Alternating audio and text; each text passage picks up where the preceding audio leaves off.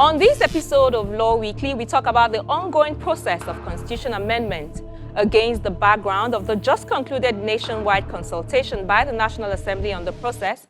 We speak to Senior Advocate of Nigeria, Bode Olanipekun, on the prevailing issues, one of which is whether an amendment will suffice, despite the clamor in some quarters for a brand new constitution. Bode Olanipekun is one of the few senior advocates of Nigeria under the age of 40. And at his elevation in 2018, he was the youngest senior advocate of Nigeria.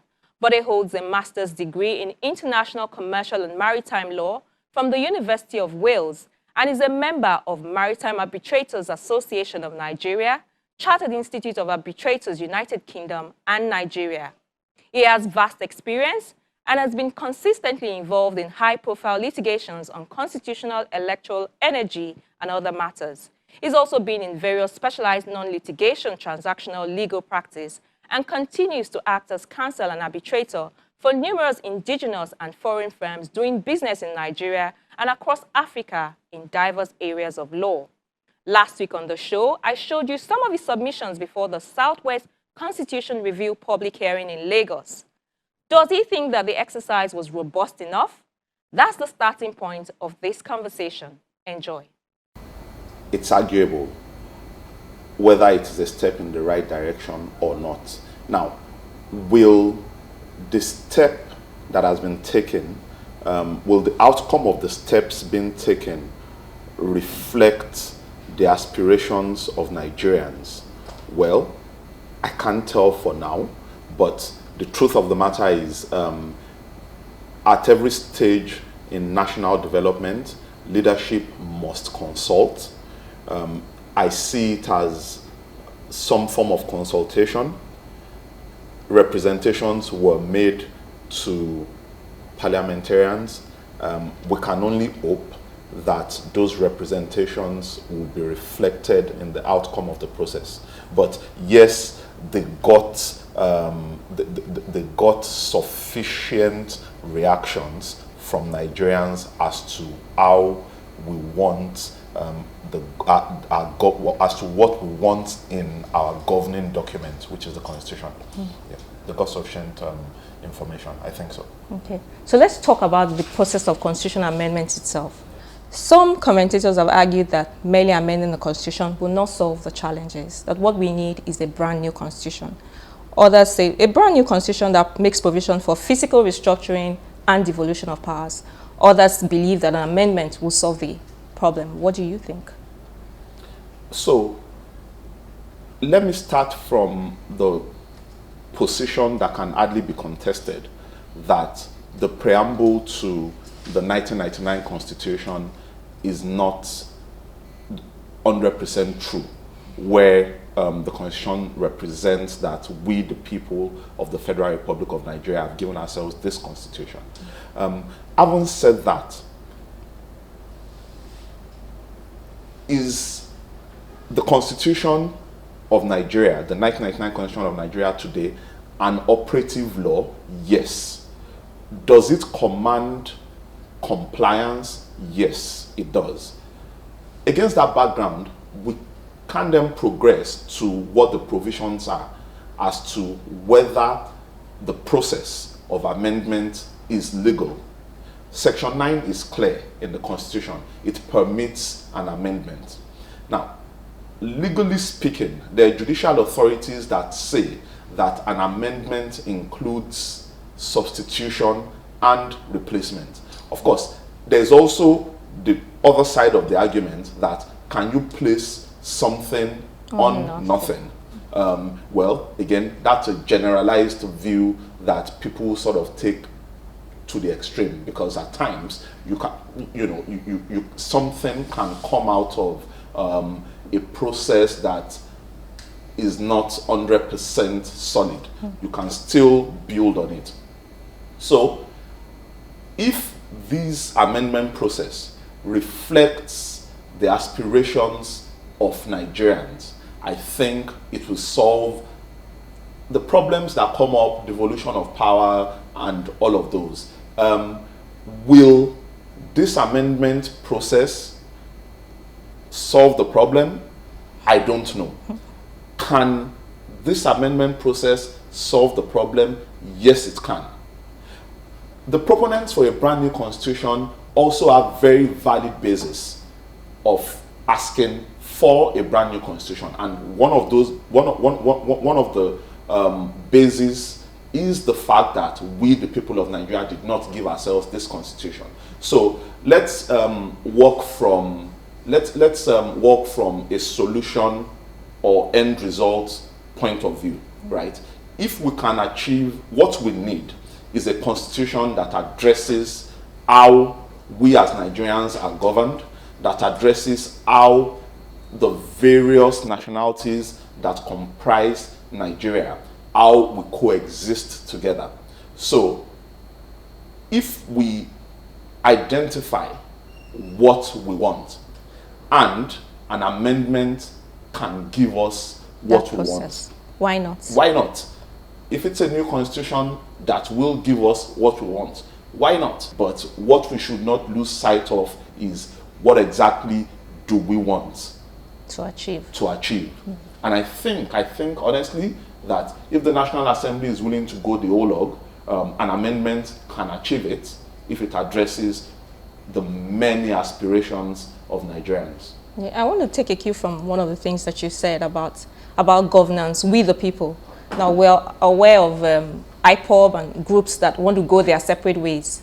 So how confident, or what do you think, how can we address the issues of people like that who don't even believe in the Nigeria, who want to secede and stay on their own, IPOB and all of those groups, in the making of a constitution? As you've said, this process can give us a new constitution if that is what we desire, because there is a provision for it in the constitution already.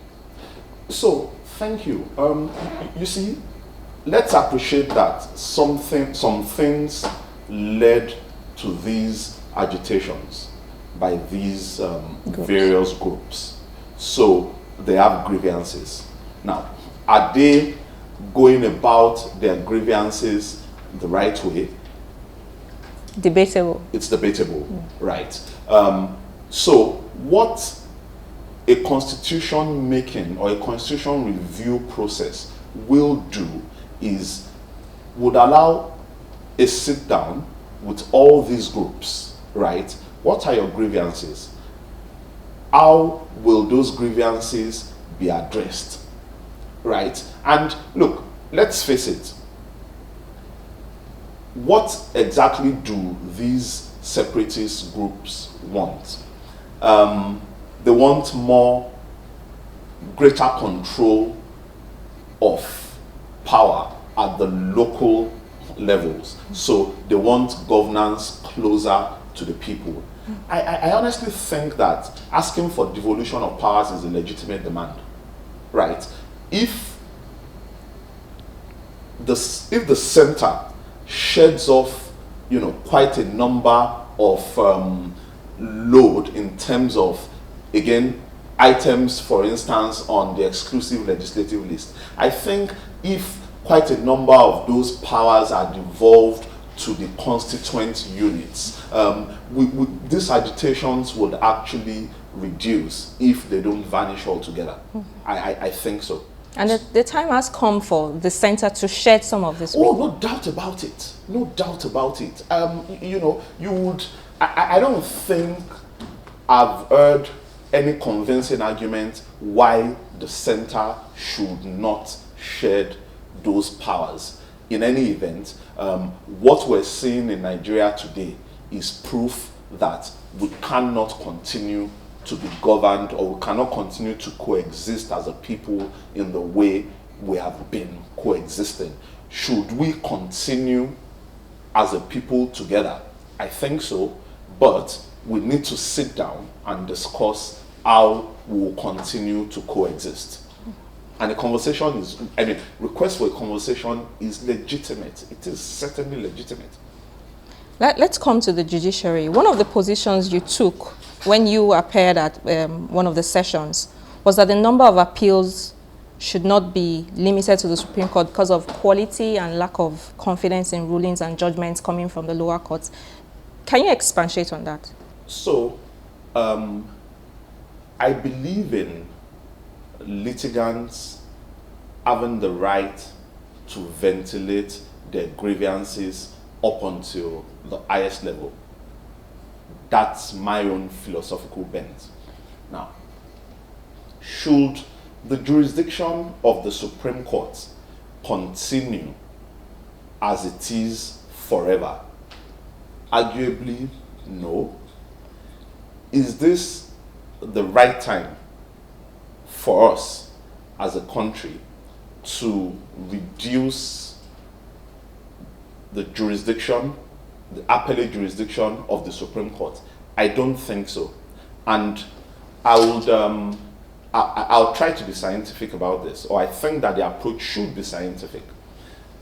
There was a time the Court of Appeal, for instance, was the final appellate court for governorship election disputes.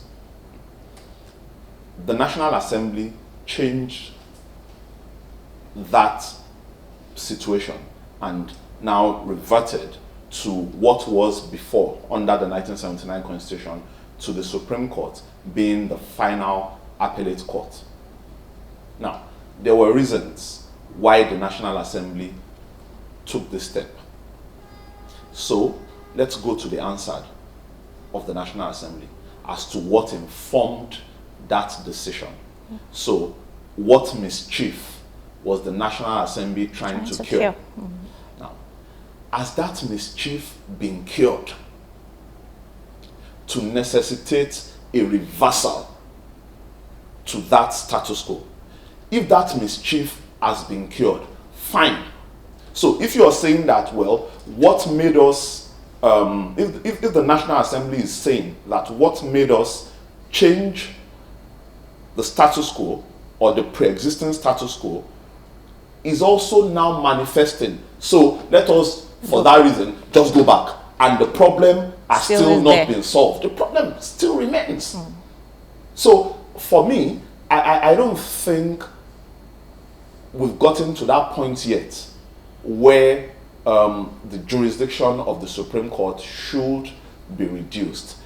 When we get to that point where judicial outcomes are trusted and respected by the generality of the populace, then we can reduce the jurisdiction of the Supreme Court. But as at now, when quite a number of people are still disenchanted with judicial outcomes, I believe that people should be allowed the maximum opportunities to ventilate their grievances. Because I'm thinking, if it is about outcome and the fact that people don't trust judicial outcome, would it matter if it stops at the Court of Appeal or it goes all the way to the Supreme Court? People are still not going to trust the system anyways. And then we have a situation where we say that the courts are very clogged. So taking all the cases all the way to the Supreme Court is not helping the situation. So, you see, that exactly is my point.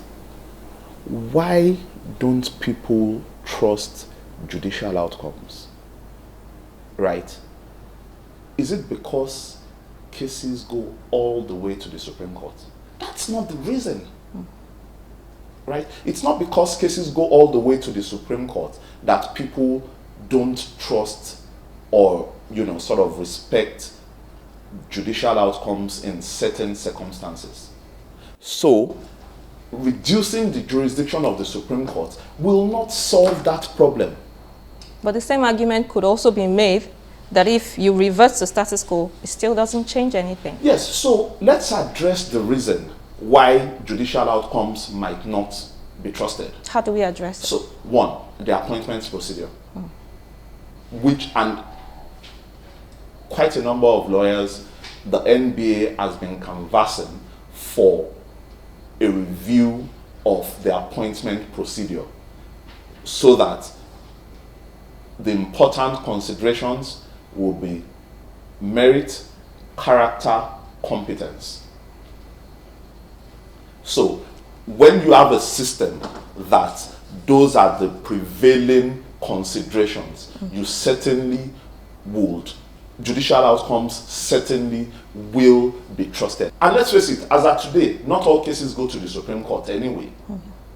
you can again introduce the process of leave to appeal. So put in stringent conditions to allow a full ventilation to the Supreme Court, so that you just don't curtail the right altogether. You can put sort of a stopgap, that is stringent conditions for applications for leave to appeal. Welcome back. The Rivers State Governor Nyesom Wike says his administration has begun the implementation of no work, no pay policy against staff of the Rivers State Judiciary.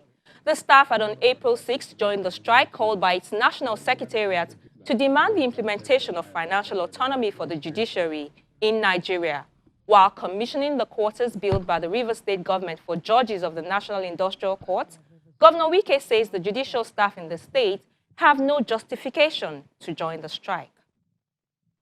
The chairman of NBA, Paragraph, said, yes, I will beseech you to do it, beseech me to do it when you are supporting judicial. How will I do it?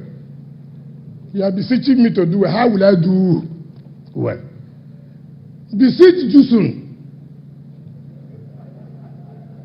to do the right thing. Luckily for us, we started implementing the policy, no work, no pay. The Rivers State government will not pay judiciary workers in this June. If heaven will come down, let it come down now. Let us see God. Nobody can sit at home when we have not committed any offense for you to go on strike. And you expect us to continue to pay. We will not pay. No work, no pay. If that is what you will say, this man does not like judiciary. Yes. In fact, I don't want to be good again. Because every time you are good, you are good. I want to be bad now. I'm not going to pay. Even the legislature asked them, what is the problem in Rivers State?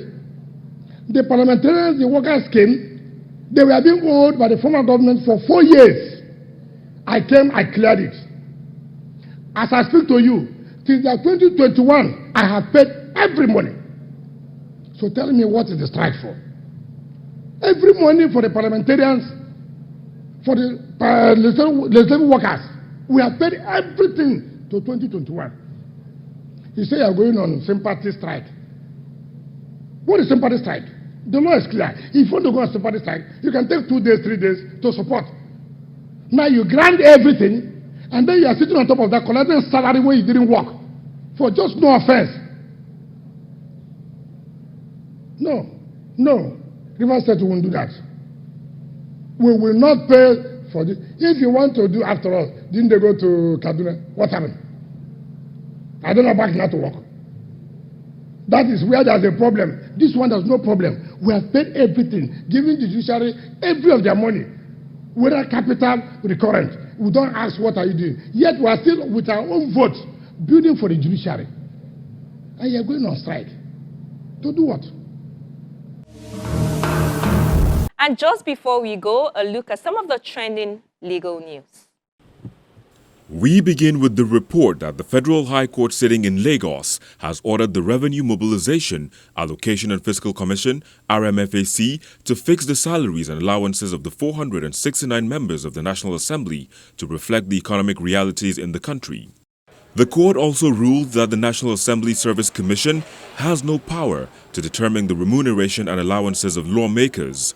Justice Chuka Obiozo delivered the judgment via Zoom in the consolidated suits brought by 2 legal practitioners, Mr. Monde Ubani and Mr. John Nwoku, and more than 1,500 concerned Nigerians, the Socioeconomic Rights and Accountability Project, SERAP, Budget, and Enough is Enough Nigeria, EIE. Senior advocates of Nigeria Femi Falana led the team of human rights lawyers who secured victory in what is being described as a landmark judgment. The suit was filed on the heels of the reports that members of the National Assembly received running costs and allowances not determined by RMFAC, and that such allowances are illegal because they are far above what the RMFAC prescribed. In 2018, one of the senators, Senator Shehu Sani, had disclosed in an interview that each senator receives 13.5 million naira monthly as running cost in addition to over 750,000 naira monthly consolidated salary and allowances.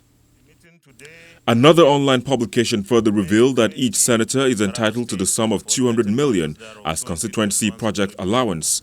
The National Assembly filed a defense, denying ever collecting such an amount but failed to disclose to the court how much they collect.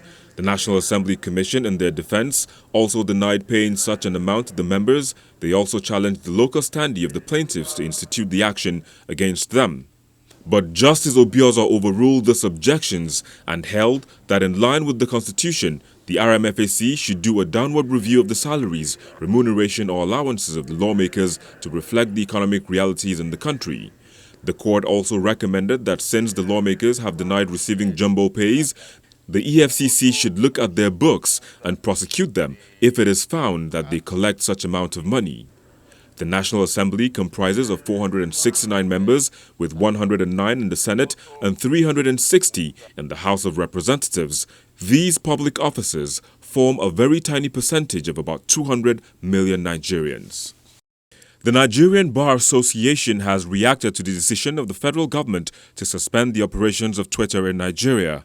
Via his Twitter handle, the president of the bar, Olumide Apata, says the NBA has noted with great concern the extraordinary decision and by necessary implication the right of Nigerians to freely express their constitutionally guaranteed opinions through the medium. The NBA finds no legal authority to support the preemptory action of the government and warns that at a time when the Nigerian economy is unarguably struggling, the impact of arbitrary decisions such as this on investor confidence is better imagined. If the decision is not immediately reversed, the president of the bar says the NBA will have no choice but to challenge same in the interest of the public and for the sake of our democracy. The Socio-Economic Rights and Accountability Project SARAP has also condemned the illegal and unconstitutional suspension of Twitter's operations in Nigeria and called on the government of President Muhammadu Buhari to immediately rescind the suspension within 48 hours or face legal action. On Friday, the federal government had announced its indefinite suspension of the operations of microblogging and social networking service, Twitter, in the country. This was announced by the Minister of Information and Culture, Lai Mohammed, according to a statement by his Special Assistant on Media, Segun Adeyemi. This country is our own. And we round off with the report that members of civil society, labor unions and youth organizations have staged protests in Lagos against insecurity, unemployment, mass poverty and bad governance. Bearing placards with different inscriptions, the group took the peaceful protest, which had the theme National Day of Action Against Insecurity in Nigeria, to the Lagos State Government House in Alausa Ikeja. They were received by members of the Lagos State House of Assembly. The spokesman of the group, Femi Falana, SAN, told the lawmakers that there was a need to provide for the poor so that peace could be guaranteed in the Constitution. Nigerians are saying enough is enough. Insecurity is not a new phenomenon here, but it's getting worse by the day. And we want to start with Lagos. It is high time necessary security tools were acquired. Drones, tracking devices, CCTV cameras. 3 years ago, it was announced that Lagos was going to acquire 10,000 CCTV cameras. We haven't seen them. We are asking you, sir, we are asking the House to appropriate money to buy necessary gadgets to secure our people. And if Lagos can do that as a pace setter, other states in Nigeria and the federal government will be compelled to follow suit. For us, we are pleading with you that our people are hungry. This Southwest has 54 universities. 54 graduates are being shown out daily. Nobody is planning for their future. We're asking you, because Lagos is where everybody comes to. This is the home of every Nigerian.